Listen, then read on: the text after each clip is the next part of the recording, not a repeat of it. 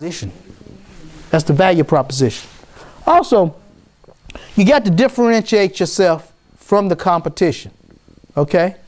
You got to. Do you all have any family members who own businesses? You have? You own a business? What is your business? A bakery? What differentiates you from your competition? What makes you different? I make mine from scratch. Okay, you make yours from scratch. But I got to believe that some other bakeries make. Not in my area. You say my competition around the Right. town I stay. Mm-hmm. That's the only one that's the convenience store, which is IGA. Okay, and so they definitely don't make theirs from scratch. No, it's comes off the truck. Okay, so that differentiates you. So that means that if I have to go out of my way just a little bit to come to you, I do that because I realize that I'm gonna what? Get up at value. I'm gonna get a better valued product because yours is what? From scratch. And believe it or not, people are willing to pay even a little bit more for something that's from scratch. So that differentiates you from the competition. That's excellent. Also, you want to be able to clearly define what your service is all about. You know, if you're baking, you got to clearly say that's what you do, as opposed to somebody stopping by your bakery thinking they're gonna get their oil changed. You know what I mean? Because you go some places you don't know what you're gonna run into. You know, you go somewhere and you think that you're gonna get something, and there's a really big question mark there in terms of what you really get. So you got to be able to clearly define what it is that your service is. Now, I'm gonna see who's been paying attention. Didn't I tell you was gonna hear the word what? Clearly. All right. So you've been hearing me say these things. Here's the other one. You got to be able to clearly define your clients. You got to be able to clearly define your clients.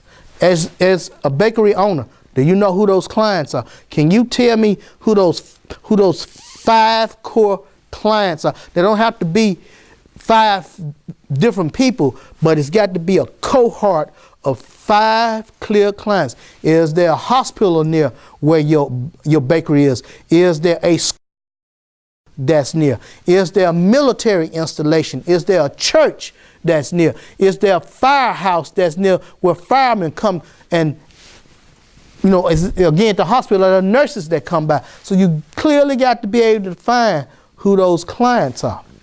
Also, you got to be able to really demonstrate in your business plan that you have the ability to solve problems. That's the newfangled business plan now. People want to know, can you solve a problem? The problem that you'll be solving is that there are no bakeries in that area who provide the service of scratch bakery. From scratch. You just solved the problem. Yes, you were going to ask a question. When I had the business plan done by the small business people. Small Business Development Center? Yeah, in Albany, Georgia. In Albany, Georgia? Yeah, but as my business got a little busier, that was just me doing it by myself. Mm-hmm. I decided to hire somebody. But what they failed to do was they didn't put it in our business plan that when I do hire somebody, that I had to pay the taxes, like I had to take the Social Security and Medicaid, whatever, and then turn around, get it out of my cash register, match that, and send it to the IRS. And see, that kind of hurt me because it just came about and I thought everything was fine, and then I get papers saying, I gotta do this, I gotta do that. It's like more the money I'm making, it was taken, revenue was already taken.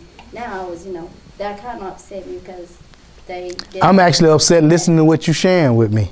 Now, let me tell you why that's important.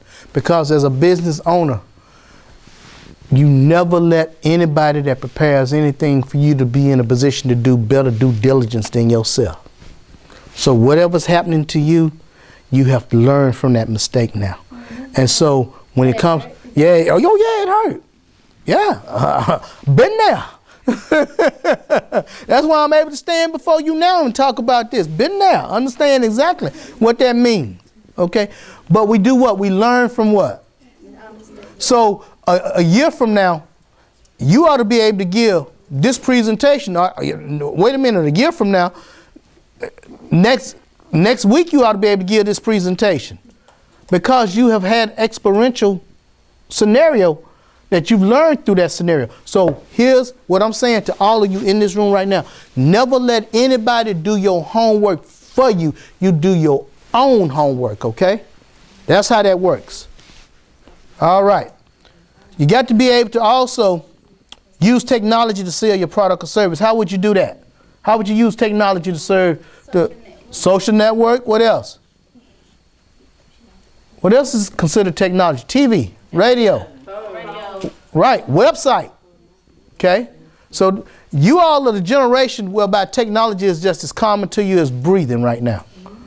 You got to be able to harness that technology and utilize it for your business interests. Okay?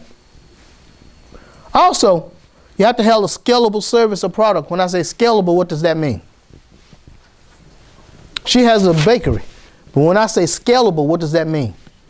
She's got to be able to do business right where she is, but also be able to set up shop somewhere else. Have the potentiality of doing that.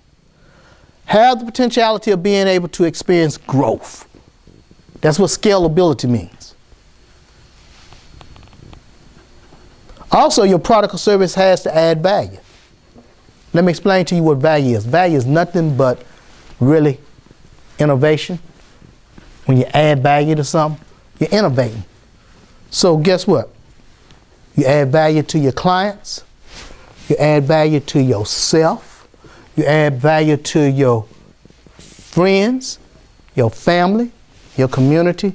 But most important, and I'm going to end with this, you add value to the world. Have a good day. Thank you.